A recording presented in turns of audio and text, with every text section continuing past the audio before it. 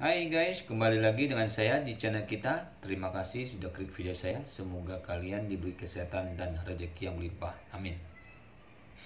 Pada video kali ini saya akan membacakan 4 bab, yaitu dari bab 3966 sampai 3969. Oke, kita langsung aja. Bab 3966. Setelah mengatakan itu, Ye Chen tersenyum sedikit dan berkata dengan santai, "Tidak masalah, karena mereka merasa nyaman dengan diri mereka sendiri. Biarkan mereka pergi." Segera, Ye Chen berkata lagi, "Ngomong-ngomong, kakek, aku akan pergi ke Amerika Serikat dalam 2 hari ini. Dan mungkin butuh lebih dari sebulan untuk kembali. Sulit bagimu untuk mengurus urusan keluarga Ye." Ye Zhongguan bertanya dengan rasa ingin tahu, "Chen Er, mengapa kamu tiba-tiba pergi ke Amerika Serikat? Bukankah kamu seharusnya pergi ke Anjia untuk melihatnya?" Ye Chen menggelengkan kepalanya dan tersenyum. "Karena aku menemani Curan untuk menghadiri pelatihan." Ye Zhongguan mengangguk dan berkata, "Oke, jangan khawatir tentang pihak keluarga Ye. Adapun pihak pamanmu, aku tidak akan buru-buru menemukannya. Jika dia ingin menemukanku, aku pasti tidak akan melihatnya." "Oke," Ye Chen berdiri dan berkata, "Kakek, ini sudah larut. Kamu harus istirahat lebih awal dan aku harus pulang. Kapan kamu akan kembali ke Yanling? Aku akan pergi ke bandara untuk mengantarmu pergi." Ye Zhongguan berkata, "Jangan khawatir tentang ini. Seorang lelaki tua seperti saya kurang tidur dan bangun secara alami setelah jam 5. Setelah bangun, saya bisa makan apapun yang saya inginkan. Dan biarkan Xiao Qian membawa saya ke bandara. Jangan datang menemui saya secara khusus." Ye Chen memikirkannya memang terlalu dini untuk pergi ke bandara pukul 5 atau 6. Jadi dia mengangguk dan berkata, "Kakek, karena ini masalahnya, maka aku tidak akan mengirimmu pergi. Dan saya akan pergi ke Yanjing untuk menemui Anda ketika saya kembali dari Amerika Serikat." Keesokan harinya, sebagian besar penawar yang berpartisipasi dalam pelelangan kembali ke tempat asalnya dengan legenda Hao Chundan satu demi satu. Meskipun An Chung Kiu check out dari Buckingham, dia tidak segala meninggalkan Jinling, tetapi berencana untuk mencoba peruntungan dengan Song Wanting. Kebetulan, Ye Chen juga pergi ke grup Song pagi ini, dan dia ingin berbicara dengan Song Wanting tentang hal-hal terkait setara pelelangan. Ketika dia datang ke kantor Song Wanting menyerahkan kepada Ye Chen sebuah dokumen yang disiapkan sebelumnya dan berkata kepadanya, "Tuan Ye, lelang kemarin kami berada di lelang Hao Chundan. Pendapatan lelang sebenarnya ada 148,7 miliar dolar Amerika Serikat dan angsuran 28 miliar dari Bernard Arnault. Yang kedua adalah 4 jimat yang kamu buat dengan total biaya 530 juta. Akhirnya, itu adalah bantuan tertagih kami yang terjual dengan total 365 juta dolar." Berbicara tentang ini, Song Wanting berkata dengan sedikit malu, "Tuan Ye, saya benar-benar minta maaf. Sumber daya Jikintang masih agak kurang dalam hal karya seni biasa. Pada dasarnya, kami telah mengeluarkan hal-hal terbaik yang dapat kami temukan. Tetapi dibandingkan dengan Sutere, masih ada celah besar antara rumah lelang top seperti Forbes dan Christie. Jadi jumlah transaksinya tidak tinggi." Ye Chen berkata sambil tersenyum, "Tidak masalah. Alasan mengapa masih ada kekurangan kali ini karena popularitas Jikintang belum dirilis.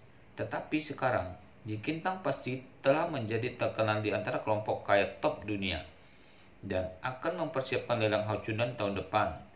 Ketika saatnya tiba, Anda hanya perlu membuang angin terlebih dahulu, dan para penjual dengan karya seni terbaik pasti akan datang ke Jikintang untuk bekerja sama." Song Wanting mengangguk dan berkata dengan sungguh-sungguh, "Tuan Ye, terima kasih banyak atas pelelangan ini. Terima kasih telah memberi saya dan Jikintang kesempatan ini. Terima kasih kepada Anda. Jikintang dapat memiliki kesempatan untuk melambung ke langit. Terima kasih." Oke, kita lanjut lagi ke bab 3967. Ye Chen melambaikan tangannya dan berkata, "Nona Wanting, kita berada dalam hubungan kerjasama. Melalui kerjasama, semua orang bisa mendapatkan apa yang mereka butuhkan, saling menguntungkan dan tumbuh bersama. Jangan terus-menerus mengucapkan terima kasih. Song Wanting mengangguk dengan penuh terima kasih dan kemudian buru-buru berkata, "Ngomong-ngomong, Tuan Ye, lelang ini, pendapatan gabungan dari pil dan jimat peremajaan adalah 149,23 miliar dolar Amerika Serikat. Namun, dari sudut pandang keuangan, tidak ada biaya di balik pendapatan lebih dari 140 miliar ini. Kalau kami tidak ada biaya, 145 miliar itu pada dasarnya adalah laba bersih dan kami harus membayar pajak penghasilan badan sebesar 25%. Menurut Anda, bagaimana ini harus dikoordinasikan secara wajar dan legal? Anda memiliki bahan baku untuk membuat haucundan dan biaya proses produksi, apakah bisa dimasukkan?" Ye Chen tersenyum dan berkata, "Berapa biaya bahan baku? Pendapatan 149,23 miliar dolar Amerika Serikat dan 30 juta dolar Amerika Serikat. Titik desimal terlalu banyak untuk digunakan sebagai biaya. Belum lagi proses produksi dibuat sendiri, biaya itu juga tidak mungkin. Dihitung saja, lupakan saja, dan bayar pajak atas laba bersih." Song Wanting terdiam karena terkejut dan berkata, "Tuan Ye, apakah Anda benar-benar tidak berpikir untuk membuat rencana? Ini lebih dari 30 miliar dolar Amerika Serikat." Ye Chen melambaikan tangannya dan berkata dengan tegas, "Tidak, seperti yang saya katakan, semua pajak dibayar sesuai dengan laba bersih." Song Wanting menarik napas dalam-dalam, mengangguk dan berkata, "Oke Tuan Ye, saya akan menjelaskannya kepada keuangan nanti."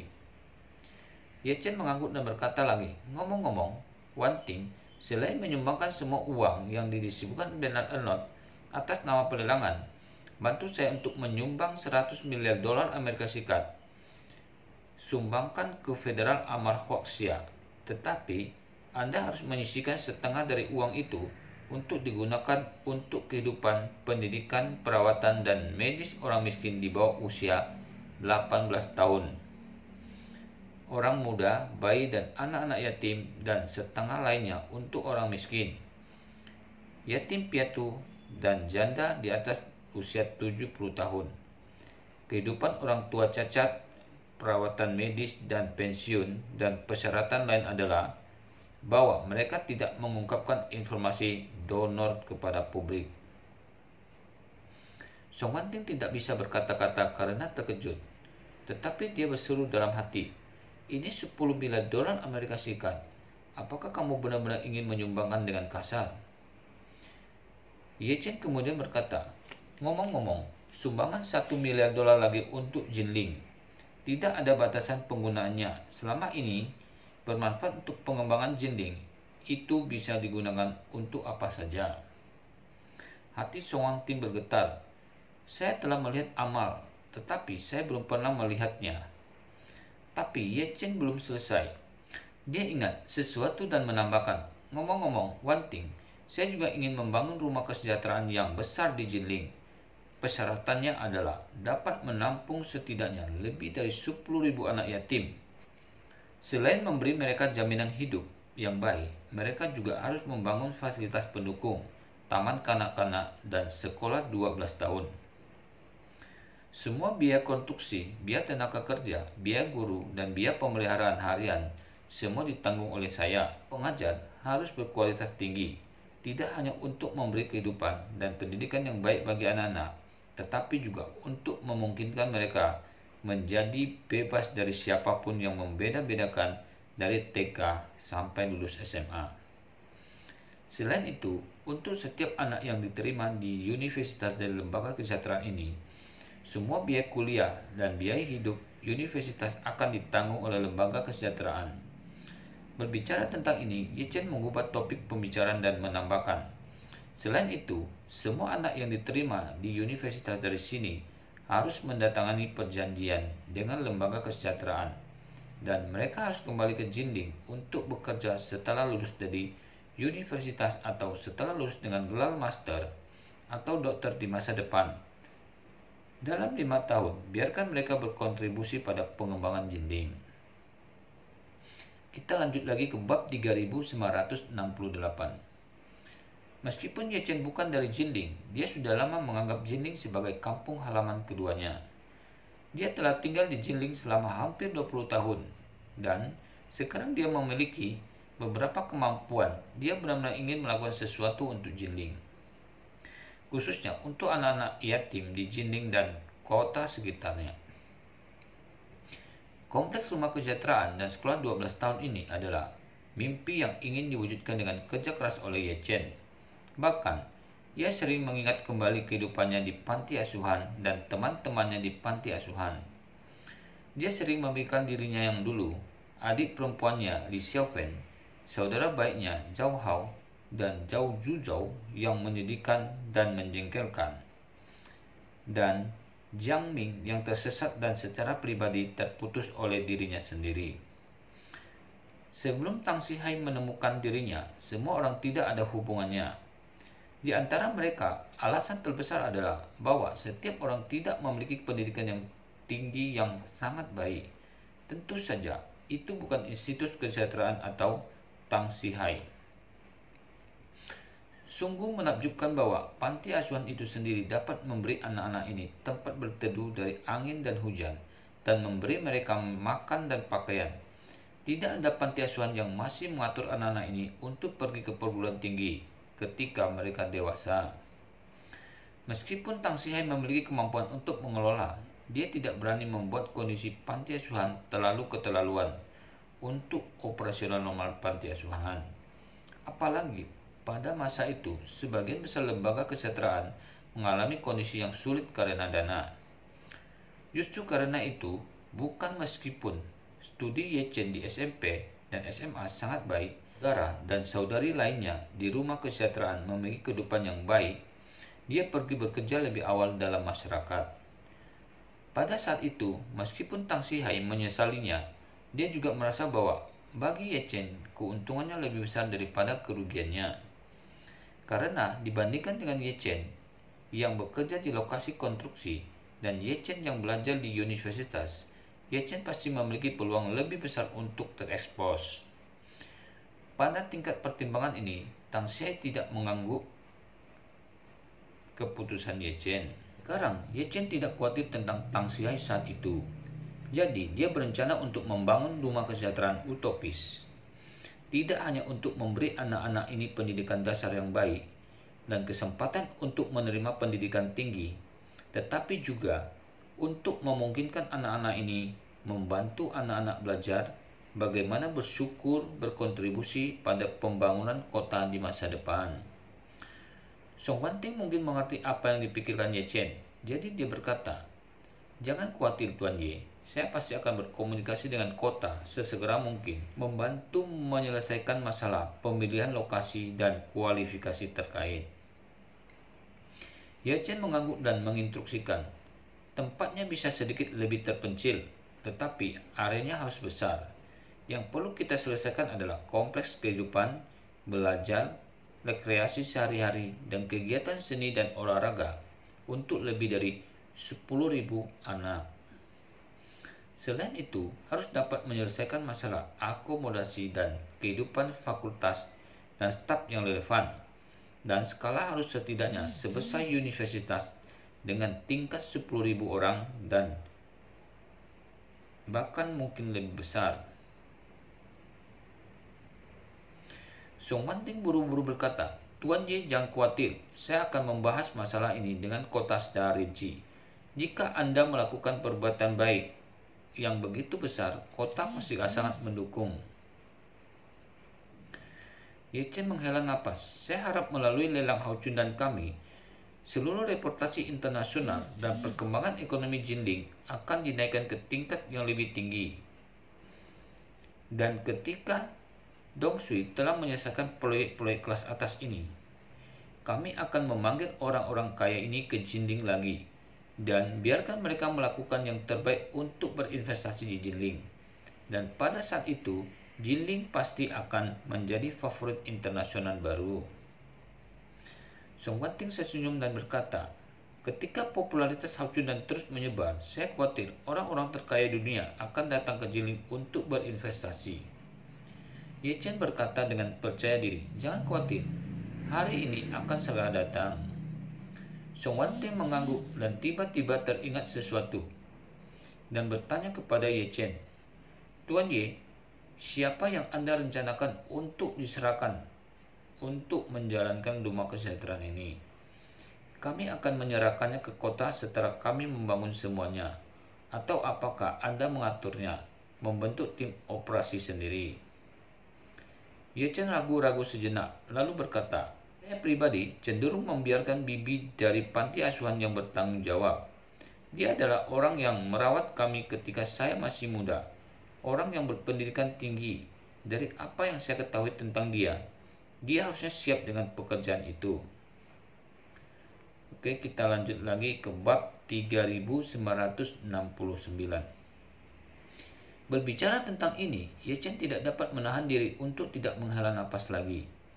Hanya saja, beliau pergi ke Kanada untuk mengurus kehidupannya sekarang, dan aku tidak tega membuatnya bekerja lebih keras. Song Wanting berpikir sejenak dan berkata, Tuan Ye, skala proyek Anda masih sangat besar. Bahkan, jika kami tidak memiliki masalah dengan dana, akan membutuhkan setidaknya 2 atau 3 tahun untuk beralih ke perangkat keras setelah pemilihan lokasi. Ya, Ye Chen mengangguk dan berkata, mari kita bahas rencananya dengan kota terlebih dahulu. Mari kita coba menyelesaikan pemilihan lokasi sesegera mungkin, dan kemudian membuat desain proyek sesegera mungkin. Oke, Song Wanting berkata, aku akan mengurusnya sesegera mungkin. Memikirkan Bibi Li, Ye Chen berpikir untuk menelpon Li Xiaofen untuk menanyakan kabar mereka berdua sekarang. Ye Chen menghitung bahwa mereka berdua menetap di Vancouver 16 jam lebih lambat dari Hoxia. Seharusnya sekitar jam 6 sore, dan dari segi waktu tidaklah mengganggu istirahat mereka. Jadi dia berkata kepada Song Wanting, Nona Wanting, saya akan menelpon mereka dulu. Baik Tuan Ye. Ye Chen mengangkat telepon dan menemukan WeChat Li Xiaofen dan mengirimnya obrolan suara. Itu dengan cepat terhubung di sana, dan terdengar suara bahagia Li Xiaofen. Saudara Ye Chen, mengapa Anda berpikir untuk menelpon saya? Ye Chen tersenyum dan berkata, aku tiba-tiba merindukanmu dan Bibi Li. Jadi, aku langsung menelpon dan ingin bertanya bagaimana kabar kalian di Kanada. Apakah kalian sudah betah di sana? Li Xiaofen tersenyum dan berkata, kami sangat baik di sini. Saya pada awalnya bekerja di Binatu Pecinan, dan Bibi Li melakukan rutinitas menanam bunga dan sayuran di halaman rumah setiap hari. Majikan Bibi Li memberi uang cukup bahkan banyak kepada Bibi Li, tetapi bagi Bibi Li, beliau merasa bosan untuk menganggur setiap hari. Sedangkan uangnya semakin banyak terkumpul di akun Bibi. Jadi Bibi Li kemudian membuat toko serba ada di China Street. Saya sekarang bekerja di toko serba ada sebagai manajer toko merangkap kasir. Ye Chen bertanya dengan heran, apakah kamu sudah lama membuka toko serba ada? Apakah hanya kamu dan Bibi Li? Li Xiaofen berkata, pada awalnya hanya kami berdua, tetapi setelah berada di jalur yang benar, saya agak terlalu sibuk. Jadi saya menyewa petugas lain. Menjalankan toko serba ada pasti melelahkan kan? Tidak apa-apa, Li Xiaofen berkata sambil tersenyum. Toko kami berukuran hampir sama dengan toko serba ada yang dapat ditemukan di mana-mana di negara kami. Dan ada pemasok khusus. Cukup telepon dan kirim langsung ke toko. Ketika Anda datang, Anda tidak perlu berjalan sendiri, dan pekerjaan sehari-hari sangat sederhana. Hanya mengumpulkan uang, memuat barang dan membersihkan, dan tidak ada yang lain. Setelah mengatakan itu, Li Xiaofen berkata lagi, Bibi Li bekerja sangat keras. Dia orang yang baik, dia sopan kepada semua orang, dan dia juga bersedia membantu orang lain. Jadi meskipun toko sudah lama tidak dibuka, sudah ada banyak pelanggan tetap. Ye Chen buru-buru bertanya, apakah Bibi Li di sini? Saya akan mengobrol dengan Bibi Li. Li Xiaofen berkata, Bibi Li akan pergi ke sekolah penitipan anak di komunitas untuk membantu sekarang. Tauban, Ye Chen bertanya dengan rasa ingin tahu, di mana itu? Li Xiaofei menjelaskan, tempat ini disebut daycare, yang sebenarnya mirip dengan taman kanak-kanak domestik kami. Banyak keluarga Tionghoa di sini memiliki kedua orang tua untuk bekerja, dan sebagian besar orang tua adalah imigran generasi pertama yang baru saja datang dan berjuang. Para lansia tidak bisa datang ke sini sementara. Tolong, jadi anak itu hanya bisa diasuh oleh kamar bayi pada siang hari. Masyarakat di Chinatown menyelenggarakan taman kanak-kanak semi publik untuk membantu orang tua ini merawat anak-anak mereka selama hari kerja.